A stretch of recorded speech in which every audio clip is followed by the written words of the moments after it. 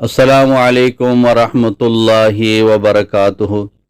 نحمدہ ونصلی ونسلم علی رسول الکریم اما بعد۔ حضرت مولانا طارق جمیل صاحب فرما رہے ہیں کہ میں شیعہ ہو گیا ہوں، بار بار کہ میں شیعہ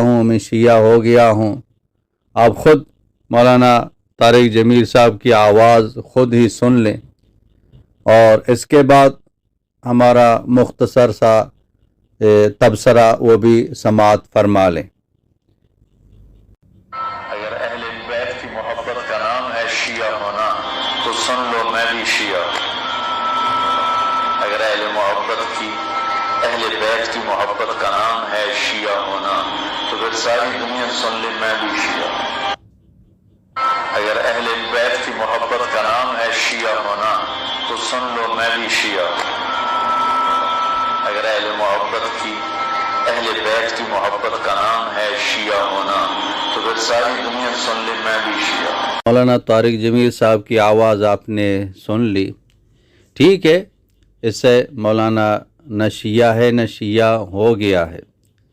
لیکن آپ خود فیصلہ فرما لیں کہ مولانا کو اس طرح کہنا چاہیے تھا یا نہیں کہنا چاہیے تھا، کیونکہ ہمارے جتنے بھی اکابر گزرے ہیں یا موجود ہیں،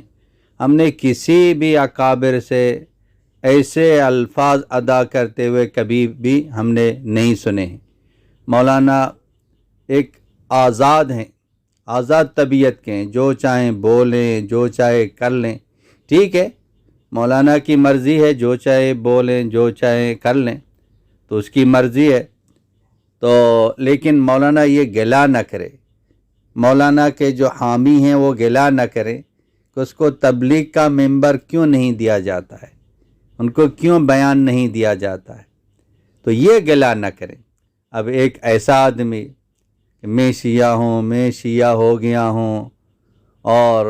اس کو پھر تبلیغ کے ممبر پہ بٹھا کے لوگوں کے سامنے بات کرائے، اس سے آپ خود فیصلہ کر لیں۔ تو اس لیے بہت ساری ایسی وجوہات ہیں جو مولانا کو تبلیغ کا ممبر نہیں دیا جاتا ہے، تو کیونکہ تبلیغ ایک ایسی محنت ہے کہ ہر طبقے میں ہر جماعت کے پاس جا کے ہمیں کام کرنا ہے، تو یہ وہ جماعت ہے جو سیاست سے بالکل پاک ہے۔ یہ نہج حضرت مولانا محمد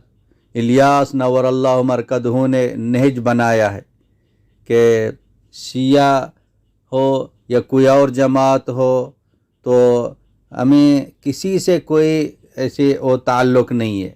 ہم کسی سیاسی جماعت کی نہ حمایت کرتے ہیں نہ کسی کو برا بلا کہتے ہیں، ہمیں امت پر محنت کرنی ہے، امت کو جہنم سے بچانا ہے، یہ ہمارا کام ہے، تو اللہ کی طرح لوگوں کو بلانا ہے، تو لہٰذا تو مولانا کو بھی چاہیے ایسے الفاظ ادا نہ کرے، پوچھے میں کیا بولوں کیا نہ بولوں اور اس کا کیا اثر ہوگا، اس کا کیا نتیجہ نکلے گا، تو یہ پہلے سے سوچنا چاہیے تھا، کیسے تولیں پھر بولیں۔